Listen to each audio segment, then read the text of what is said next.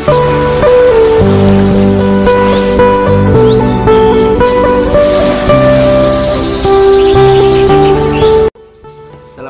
warahmatullahi wabarakatuh. Hamdan wa syukran lillah amma ba'. Perkenalkan, nama saya Wahyu Alfian Rahmatullah Sasukma. Saya mahasiswa pendidikan bahasa Arab di Institut Agama Islam Palangkaraya. Di sini saya akan menjelaskan beberapa materi tentang ilmu nahu yang berjudul ma'rifah dan nakirah.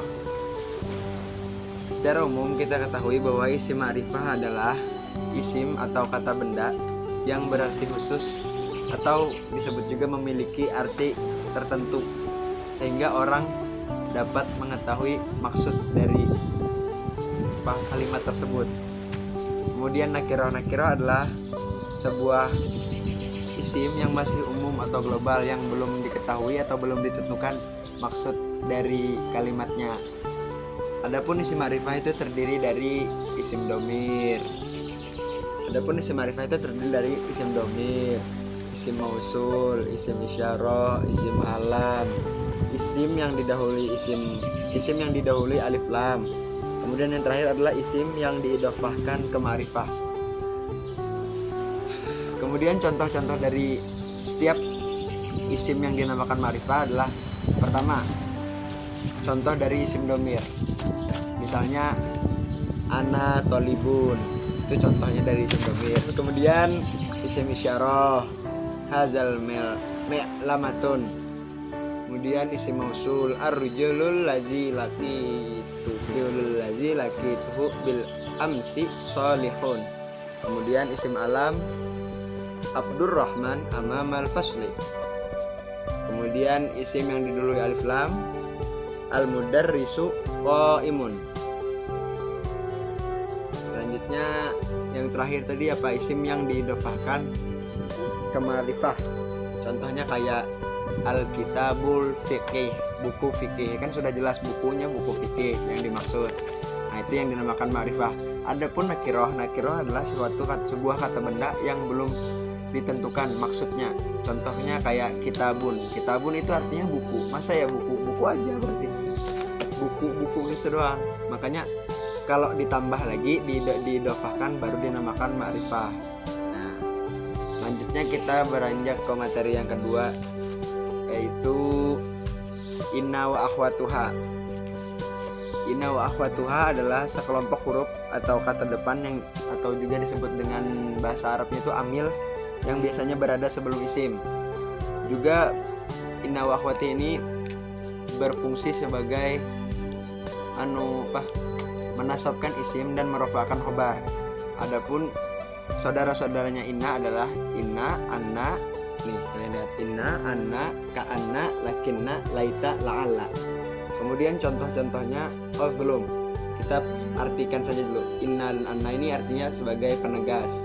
Adapun ka'anna itu perumpamaan, serta lakinna itu penyangkalan, laita itu angan-angan, dan yang terakhir la'alla itu adalah harapan. Adapun contoh-contohnya seperti innal ilmi nafi'un. Kemudian yang perumpamaan ada ka'annal kitabul ustadzun. Kemudian penyangkalannya ada al baitu jadidun, lakinna al asasa qadimun. Kemudian yang kita berangan-angannya laital qamara qali'un. Dan yang terakhir la'alla tilmizata najihah. Mungkin itu saja penjelasan dari inna. Kemudian kita beranjak ke materi yang terakhir, yaitu kana wa akhwatuha. Kana wa akhwatuha itu adalah salah satu amil nawasih, sama seperti inna. Amilnya amil fi'il. Kalau inna tadi kan isim, maupun huruf yang bisa merusak susunan jumlah ismiyah. Merusak bukan maksudnya merusak itu menghancurkan susunannya, melainkan kana ini berfungsi sebagai merofa'kan isim dan menasabkan khobar, berbanding terbalik dengan inna tadi. Adapun saudara-saudara kana adalah kana, asbaha,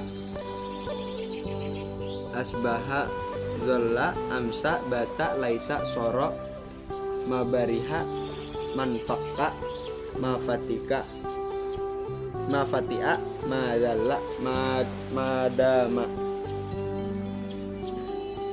Adapun arti dari kana adalah terus menerus atau menjadi. Kemudian arti dari asbaha, jalla, amsa, bata itu menunjukkan waktu. Sedangkan arti dari laisa, soro itu menunjukkan bukan atau tidak atau menjadi. Sedangkan mabariha, manfakka, mafatiha, mazalla itu senantiasa atau selalu.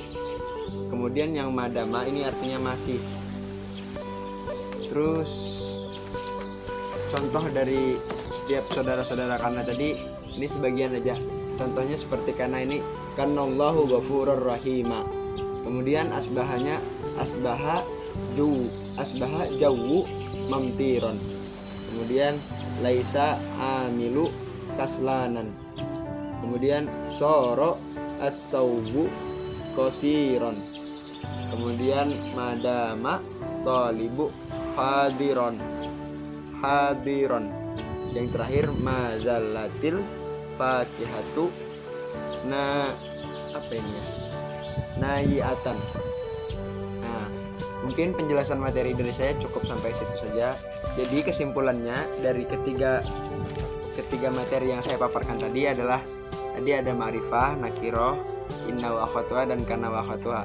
Ma'rifah dan nakiroh itu secara umum adalah ma'rifah berarti khusus atau sudah ditentukan, sedangkan nakiroh itu adalah isim yang masih bersifat global atau belum ditentukan maksudnya.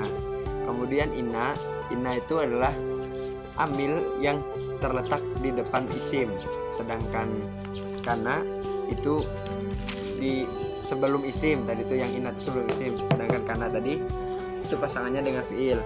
Kemudian fungsinya kalau di inna berfungsi sebagai menasabkan isim dan merofakkan khobar, sedangkan kana itu kebalikannya, merofakkan isim dan menasabkan khobar. Mungkin sampai sini saja penjelasan dari saya. Apabila ada salah hilaf mohon maaf, karena kita tahu bahwa manusia itu jauh dari kata-kata sempurna dan kesempurnaan hanya milik Allah Subhanahu wa taala. Kafamini akhirul kalam, wabillahi taufiq wal hidayah. Wassalamualaikum warahmatullahi wabarakatuh.